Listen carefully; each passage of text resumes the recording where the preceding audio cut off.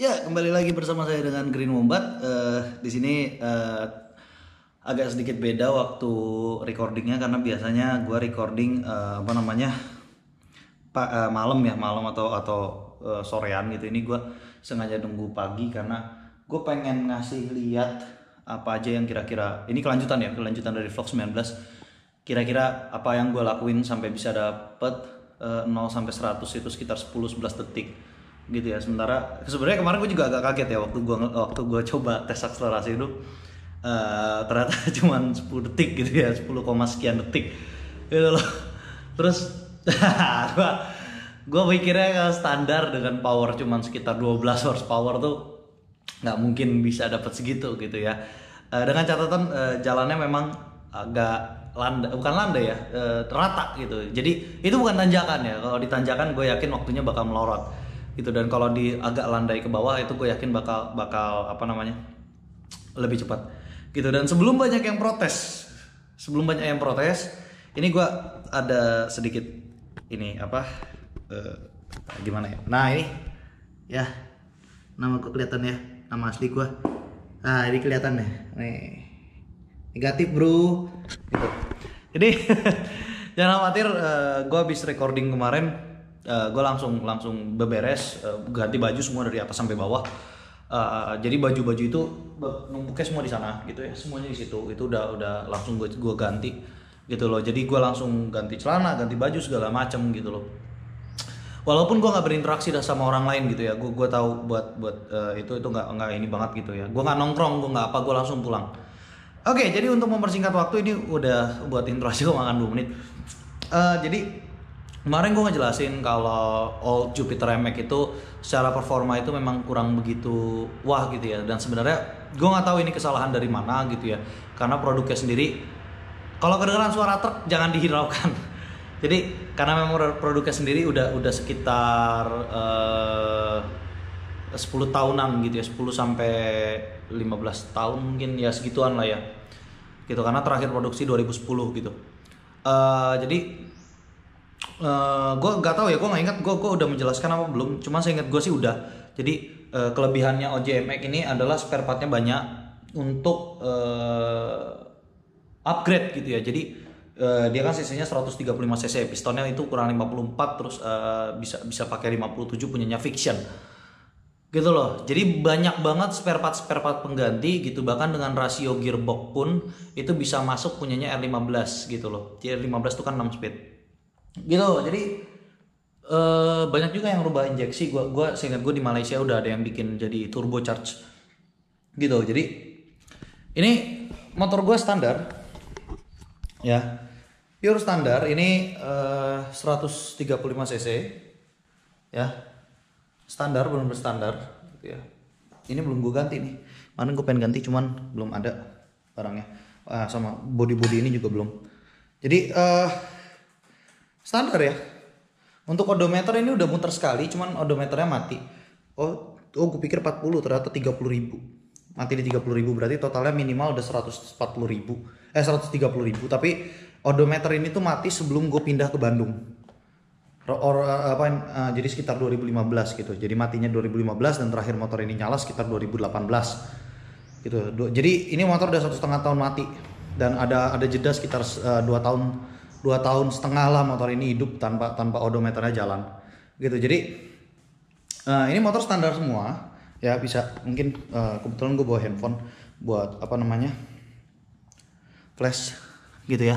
Nah itu kelihatan warna bloknya juga ya, itu bukan blok Fiction. Kalau Fiction itu dia agak putihnya agak terang gitu ya. Terus lihat gak ada gasket ganjelan atau apa. Ini pure standar. Kalau misalnya di situ ada bekas itu kotor, ini ya kotor karena gue belum cuci, susah juga nyucinya. Terus karbunya juga sama, semoga kelihatan. Nah itu karbunya OM ya, karbunya OM Yamaha Jupiter MX gitu loh. Jadi kalau misalnya bukan kemarin ya, tapi waktu gue share di salah satu grup ada yang bilang nggak mungkin standar. Ini standar gitu, karena kalau misalnya ini udah 150 nggak mungkin dia bisa cukup gitu pakai karbu yang sekarang gitu. Karena kalau karbu yang sekarang dia terlalu lama lah naiknya.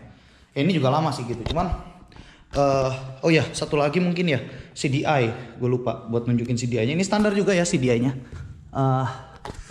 Tuh, kelihatan nggak? Ya, itu. Ya semoga kelihatan. Agak susah sih kalau nggak dibongkar ya, tapi itu CDI standarnya OM ya. Jadi bukan BRT, bukan Mio gitu. Dan ini juga kalau nyalain dia masih ada ininya, check engine-nya tuh. Matinya juga sama waktunya, bukan kayak BRT yang lebih cepet. Atau kalau Mio malah nggak ada sama sekali gitu. Jadi gue bakal ngasih tahu beberapa hal yang gue rubah gitu ya. Pertama itu ada di bagian kesini aja deh, gue biar enak. Oke, biar agak lancar karena udah 5 menit. Oke, jadi pertama itu yang paling esensial adalah CDI ya, di bagian bawah tadi. Jadi CDI-nya itu dibuka, dibelah gitu ya. Kalau orang dulu sih ngomongnya suntik ya, suntik CDI. Sekarang juga katanya banyak yang pakai bahasa itu. Jadi suntik CDI ini secara esensi itu ngubah daleman CDI-nya. Jadi kapasitor banknya dia itu aslinya 8 volt, kemudian dirubah jadi 12 volt gitu ya. Jadi seharusnya sih kuat karena akinya itu aki 12 volt. Aki motor ini tuh 12 volt gitu. Cuman nanti bakal gue bahas di ini, atau mungkin kalau waktunya cukup gue bakal bahas semuanya. Jadi akinya itu jadi akinya 12 volt dan seharusnya CDI-nya kuat gitu loh. Jadi kalau misalnya penyakitnya dulu MX yang lama itu kalau pakai CDI salah satu brand aftermarket, tadi gue udah sebutin harusnya enggak tapi ya udahlah, itu mereka CDI 12 volt kemakan arusnya gitu loh, jadi akinya tuh cepat habis.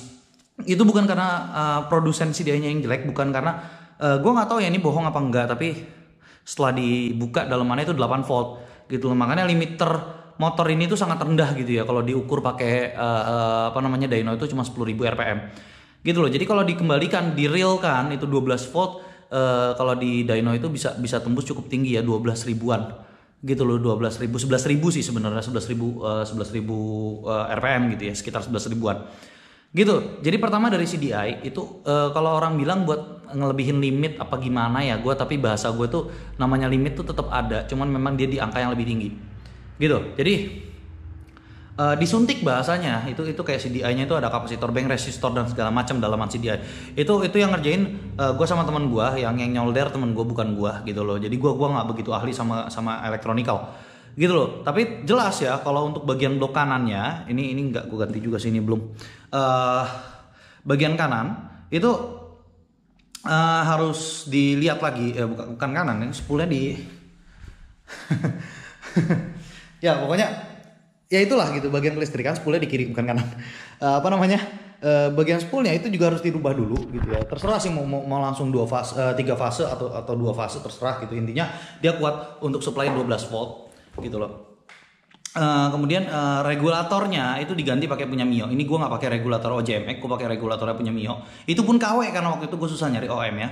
Gitu loh. Jadi kenapa gitu? Karena nanti outputnya itu 12 volt dan regulatornya itu yang kemarin yang orinya OM-nya itu cuma kuat sampai 9 volt gitu loh. Jadi dia gampang rusak gitu. Maka tanda-tandanya kemarin gue udah sebutin ya, lampunya picak sebelah gitu ya, lampu senjanya dan segala macam yang kayak gitu-gitulah gitu. Kadang-kadang speedonya mati atau gimana gitu loh, yang kayak gitu-gitulah, atau lampu belakang.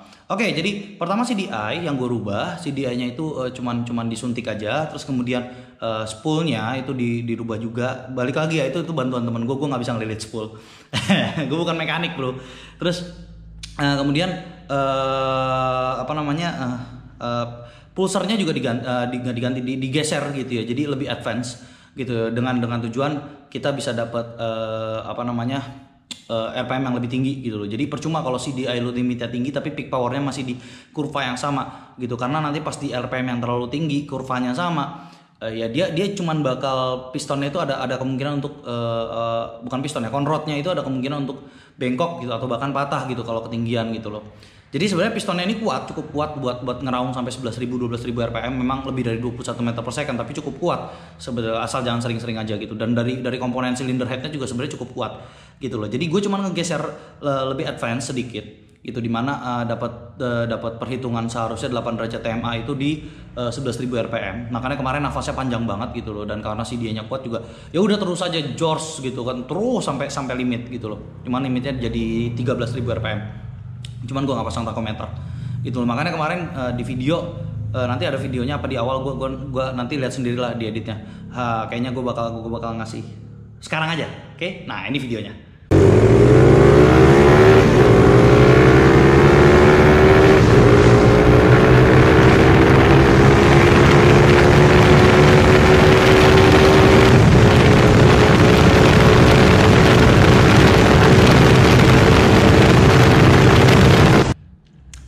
Oke, jadi di video juga Gear 2 itu 80 on GPS ya, bukan 80 on speedo tapi on GPS gitu loh. Nah, terus kemudian knalpot juga ini free flow gitu, walaupun knalpot ini terlalu ngeplong gitu, seharusnya gua nggak pakai leheran segede gini, ini harusnya leheran agak lebih kecil, jadi ini mengurangi performa aslinya motor gua. Terus kemudian rasio gear luar juga yang depan standar, yang belakang dikecilin. Ini 3 berapa gue lupa, 34 apa 3 berapa, tulisannya ketutup sih.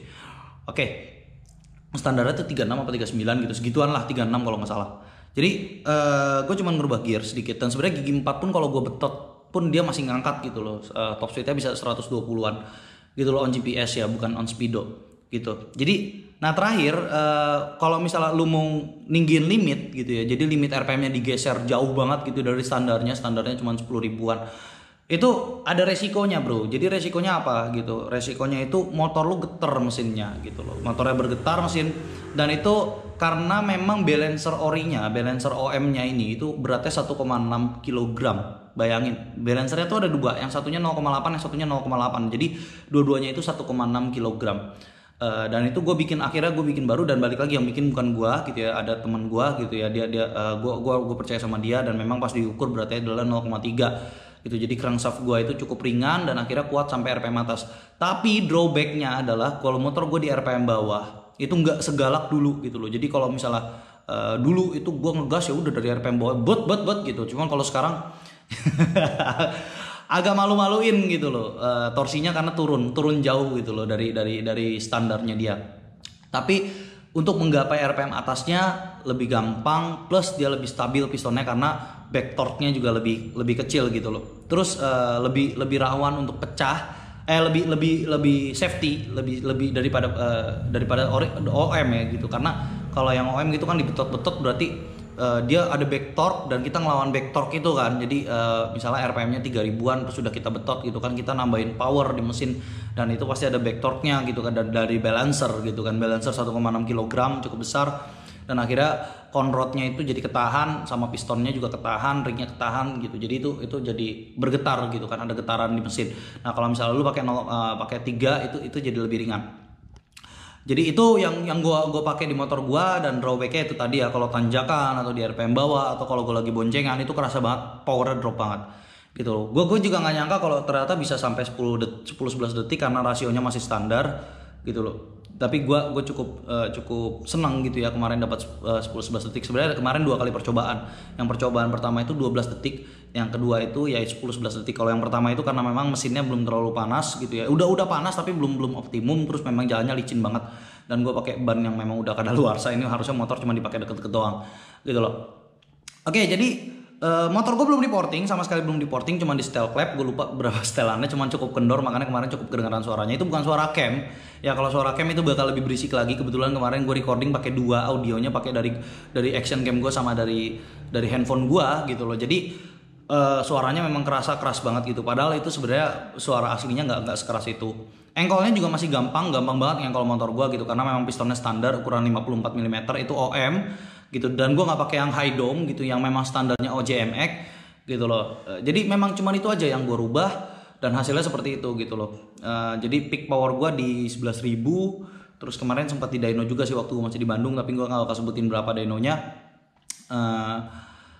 Cuman ya itu tadi gitu. Jadi kalau misalnya memang udah beberapa kali dicoba, kalau misalnya cuma buat ngintilin pulsar 200 NS standar oke lah gitu ya. Tapi kalau udah 100 lebih ya dia bakal duluan gitu. Gue gak bakal bisa nyalin pulsar 200 NS gitu.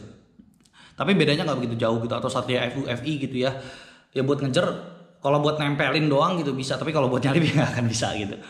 Jadi itu aja bro gitu. Dan itu tuningnya motor gue, MX gue untuk sekarang gitu. Jadi masih full OM, cuman paling regulator ya yang belum gue beresin lah. Regulator juga nggak bakal gue balikin ke aslinya dia gitu loh. Dan untuk pencinta OJMX jangan ngamuk dulu gitu, karena Walaupun gua nge-review jelek, banyak jeleknya gitu ya, tapi gue tetap cinta sama motor gua gitu, makanya gue restorasi habis sampai sekian juta gitu loh.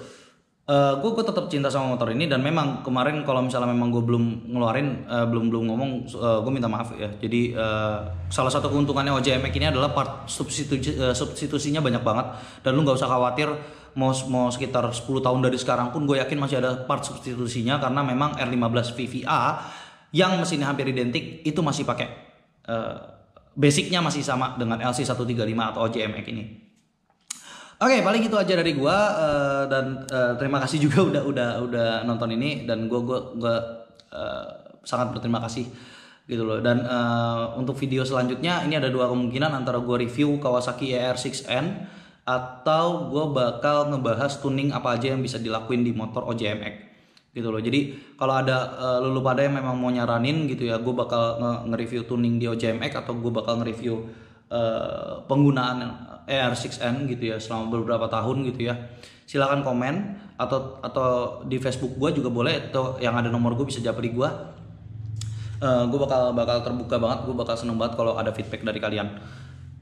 Paling sekian dari gua, terima kasih. Oh ya, gue juga berterima kasih udah sampai 10.000 views. Gue nggak nyangka bakal channel gue bakal bisa tembus 10.000 views, apalagi cuma dalam waktu 3 bulan gitu, nggak nyampe bahkan. Jadi terima kasih banyak atas supportnya. Sekian dari gua, Green Wombat out.